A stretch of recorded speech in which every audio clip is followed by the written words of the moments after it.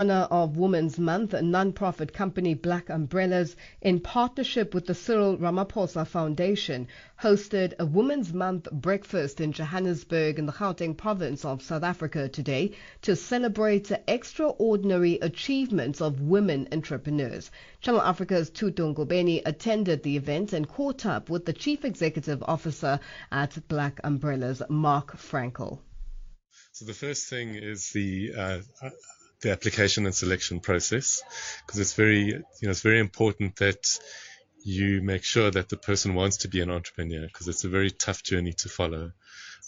So we go through quite a rigorous application process where we look at both the person and we look at the business itself. So the person, we're looking at the skills, the experience, the qualification, and then the business, we're looking at some sort of differentiation within the market, that they have a different way of doing things, and that they've done some sort of work around evaluating the market, understanding who their customers are, who the competitors are, and we do a psychometric process as well, psychometric evaluation.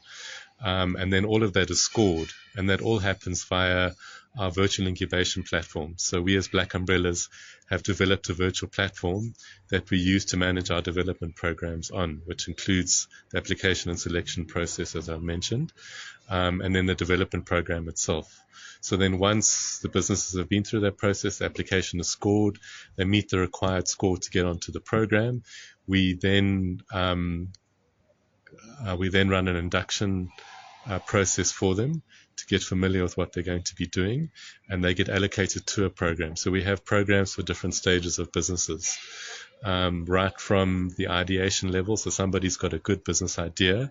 How do I actually create a business out of that idea? So we follow a set process with the people through that.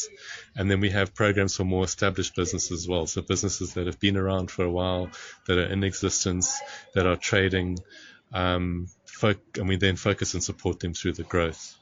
So all the programs are a combination of learning.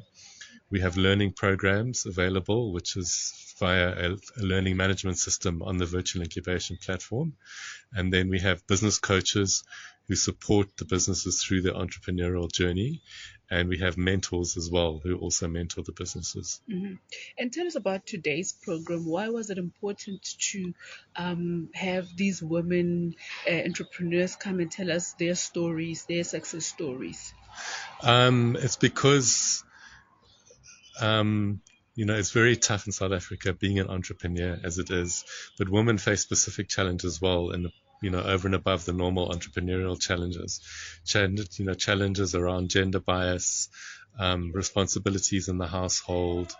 We also find that if you're looking at the criteria or the influences on being an entrepreneur, you're looking at levels of education, things along those lines. So it's important that we support women through their journey, particularly as we find that women-owned businesses have a much greater impact on, the community than the male-owned businesses do. We find that, for example, if you look at the United Nations, through their studies, they found that women invest, up to 90% back into the health and education and well-being of their children and the broader community. And it's these factors which make it important. Mm-hmm.